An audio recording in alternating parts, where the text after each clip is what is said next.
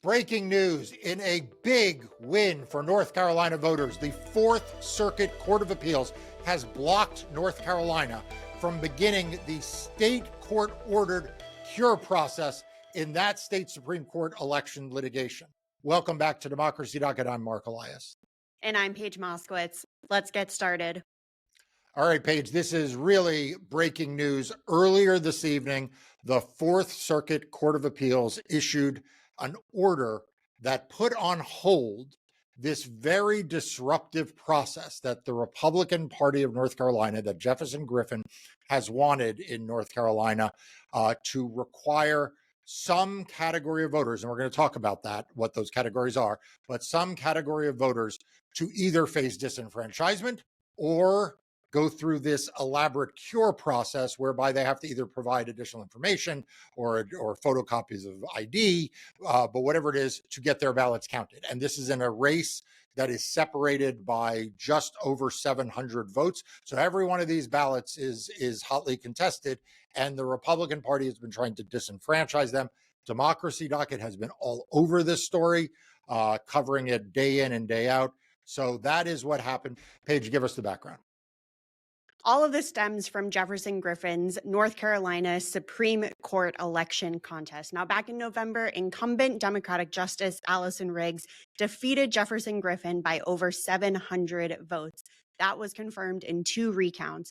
Rather than concede, Griffin filed a lawsuit challenging 65,000 ballots in the state. Now, that was divided into 3 categories of voters.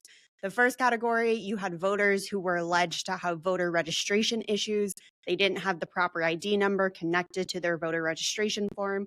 Second category was overseas and military voters who did not provide a copy of photo ID with their ballot.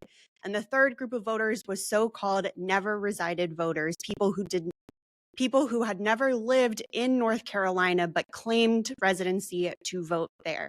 Now, after a lot of back and forth between state and federal court, the North Carolina Supreme Court ultimately ruled that the first category of voters, people with alleged voter registration issues, those voters could not be rejected. Their votes would count.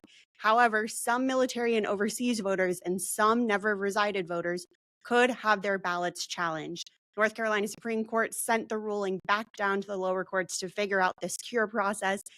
Allison Riggs brought it to federal court. The federal district court ruled that North Carolina officials could move forward with the cure process. However, they could not certify the results of the election until further instructions from the court. Now the Fourth Circuit has put a pause on the entire thing. Yeah, and that is really good news because, what happens in these cases is if you let a process start to go forward, if you let a cure process go forward, you are essentially telling the voters who are being contacted, your vote won't count unless you do this thing. And it creates a lot of confusion.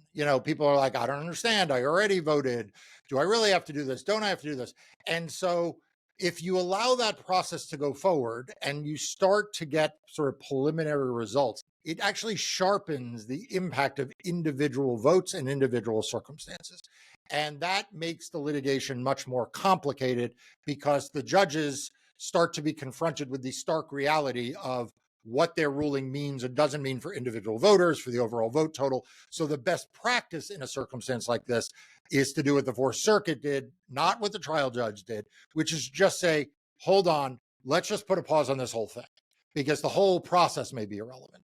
The whole process may be unconstitutional. The whole premise of this thing violates the US Constitution. And starting to put voters through a process that violates the Constitution and has all of these consequences, it doesn't really serve any interest and therefore should be halted. That is what the Fourth Circuit did here. It said, and I quote here, in furtherance of federal jurisdiction, we enjoined the North Carolina State Board of Elections from mailing any notice to any potentially affected voter pending the district court's resolution of Riggs's motion for a preliminary injunction. So what it is basically saying in English is, because there is federal jurisdiction here, and we want to give the trial court an opportunity to exercise that, we're going to just tell the state, don't do anything until the federal court, at least the trial court level, makes a ruling as to what's going on. Now, will the Court of Appeals extend that if the trial court rules against Riggs? until the Fourth Circuit rules. That is a question that has been left open. We will get there if we have to get there down the road. But for the time being, at least until the trial court has a chance to exercise its jurisdiction over whether this cure process should take place at all, nothing will go forward. And that is, like I said, a good development for Allison Riggs. For the other plaintiffs, I should mention my law firm and I actually represent the other set of plaintiffs along with Allison Riggs, the North Carolina Alliance for Retired Americans, Vote Vets Action Fund, and individual voters. That is good news for them as well. This was a 2-1 decision from the Fourth Circuit. The two judges who ruled in favor of the pause are a Reagan-Bush appointee and a Biden appointee. The judge that opposed the pause is a Trump appointee. However, I should mention he didn't disagree with whether or not the cure process would go through. He dissented because he didn't believe it was the right time for the Fourth Circuit to step in. He thought that there needed to be further proceedings at the district court level and made it very clear he was not saying anything about the merits of the case. Yeah, and look, I understand the dissenting judge's point of view here, and I am reminded of many instances in which this exact issue gets presented, and there are always two sides to this coin.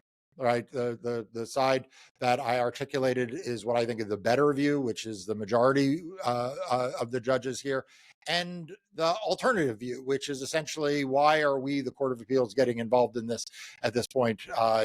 This is still in front of a district court. We don't need to jump in. As an interesting footnote, it was, Justice Scalia in the Bush versus Gore context said that it is better not to count the votes first and then figure out if the state court process violated the Constitution. It's better to put everything on hold. In that instance, obviously, George Bush was happy with that result. The conservatives are happy with that result. Al Gore, not so much. The liberals didn't agree. But that has sort of become the default rule ever since that is followed. And that's the rule that the majority followed here. It is worth noting, Paige, that the dissenting judge here, although he expresses no opinion, is worth noting, and I take him at face value, but that he was nominated by President Trump in his first term. Marc, this case has been all over the place in state court and federal court. It's gone up and down the court system.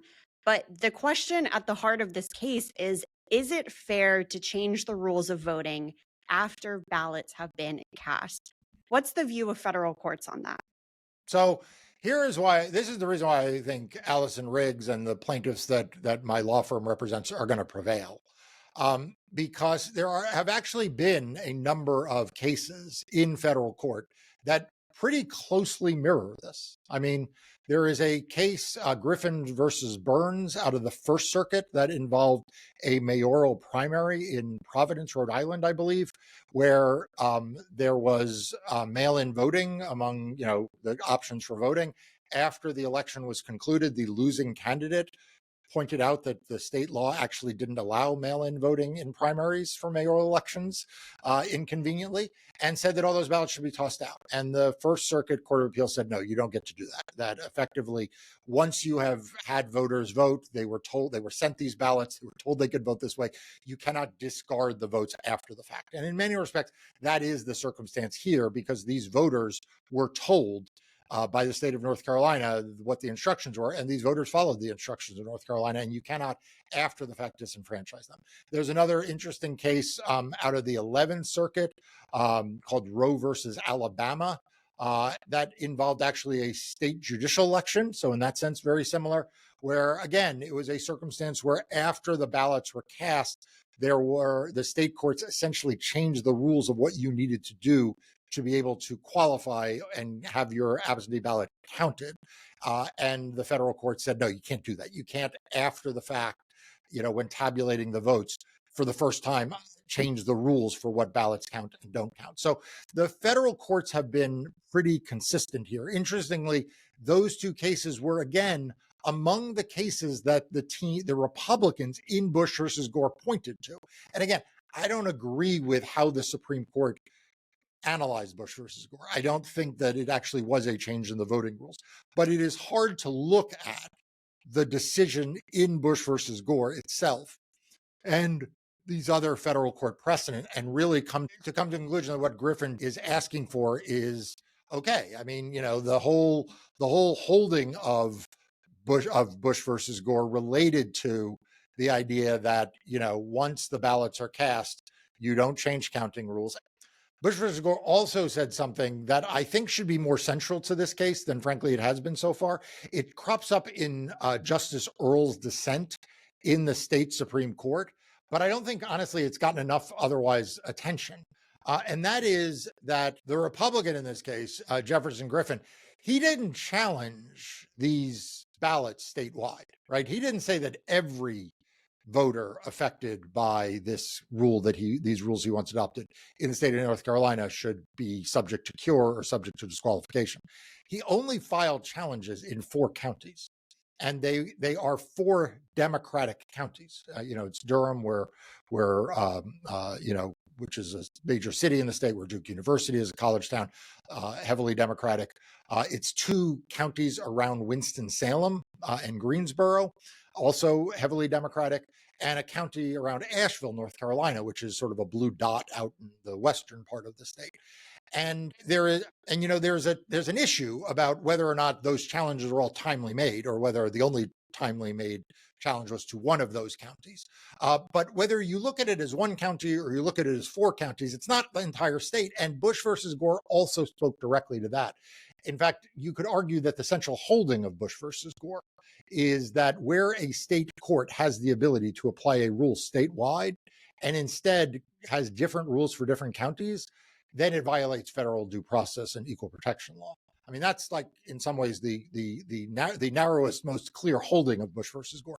And clearly here, that has been violated. And I think that's part of what, like I said, Anita Earls, a very smart and a former voting rights lawyer, now justice, picked up on and really hammered that point in her dissent.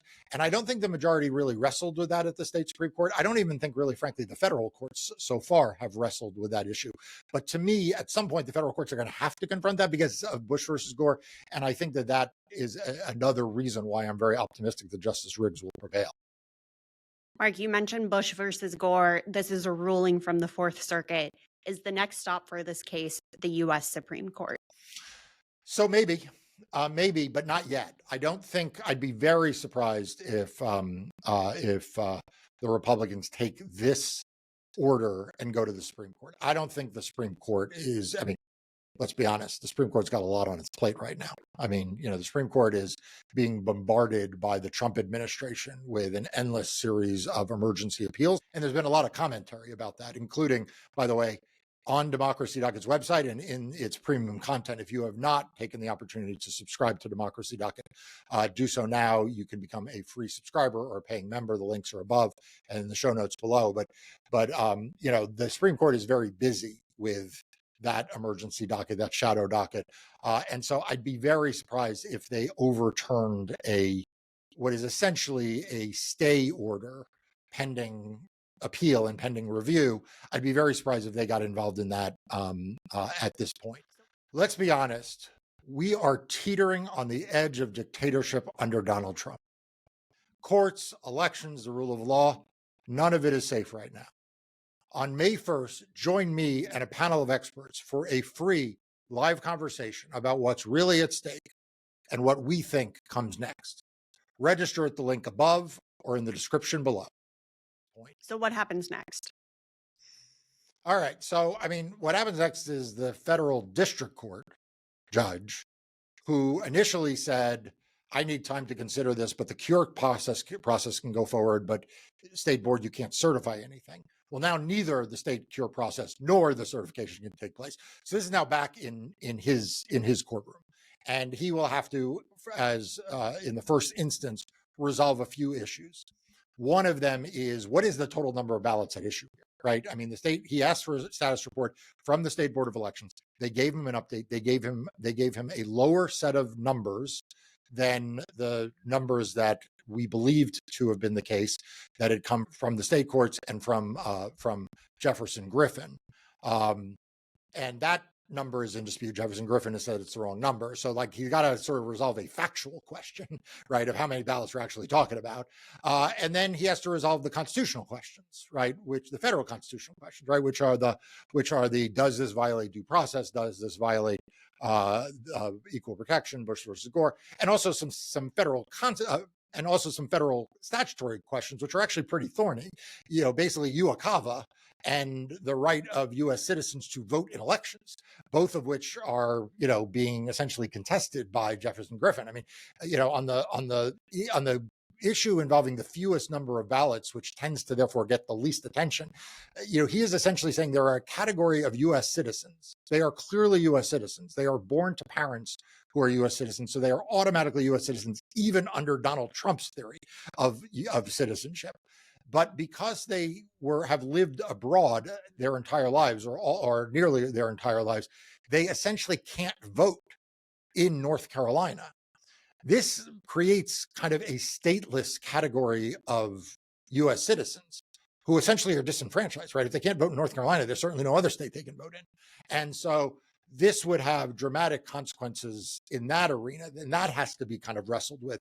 And then, of course, there's the UACAVA issue about, like, can the state of North Carolina, under the interpretation that the state courts came up with, essentially create a different process for and a new burden for these overseas voters who are, who have lived in North Carolina, but they are either temporarily overseas because they're stationed in the military or in the diplomatic corps or whatever. And that's a statutory question as well as the larger constitutional questions. So there's a lot for the district court trial judge to sort out here, some factual questions, some legal questions. And then I suspect that will all then get bundled up and go back to this Fourth Circuit panel for them to then say, okay, did they get this right or wrong? And you asked about the Supreme Court. At that point, I would start to be looking at, okay, if there is an adverse ruling against Riggs, do we see an en banc petition? Because the en banc, the total number of judges on the Fourth Circuit tend to skew more left of center or more liberal than some other places. Or do we see something go straight to the Supreme Court, which obviously would be something that Jefferson Griffin might want to do, given that the number of conservative justices outnumber the number of liberal justices. Although, as I point out, I gave the longer history of Bush versus Gore because actually a lot of the doctrines that Jefferson Griffin will run into are actually doctrines that were originally furthered and advanced by conservative justices on the U.S. Supreme Court. Marc, we have talked a lot about courts, legal rulings, precedent, any which way this case could go. If I'm a North Carolina voter whose ballot was challenged, if I'm worried about my vote from November being counted 5 months later, is there anything I have to do right now? There's nothing you need to do right now other than pay attention. Like, you need to be a avid news consumer of what's going on, but there's nothing you need to do legally. And if you are in that situation, or for that matter, if you are just concerned about what is happening to democracy, if you are worried every day about what you see Donald Trump doing, what you see him doing to the courts, what you see him doing with these lawless actions and deportations to Gulag in El Salvador, if you are worried about what DOJ is doing to our federal government and doing to critical programs like Medicare and Social Security, if you care about democracy, you need to be subscribed to Democracy Docket, because the one place I will tell you that will keep you up to date, minute by minute, hour by hour, day in, day out, about what's happening to voting rights in North Carolina, what's happening to voting rights around the country, and what's frankly just happening to democracy in court, is Democracy Docket. And it puts out daily free newsletters that give you a summary every single day. It puts out a weekly newsletter that summarizes in greater depth all of the voting rights news of the week. Plus, Paige, it has premium content, 4 or 5 days a week, covered by me, who does deep dives on everything that Donald Trump is doing and everything in the court. The opposition newsletter, which is a premium newsletter that just does a deep dive every week in what Donald Trump is doing. If you can afford it and you are interested in that, become a premium member. But either way, click on the link above or in the show notes below to become a subscriber or member of Democracy Docket. We will see you next time.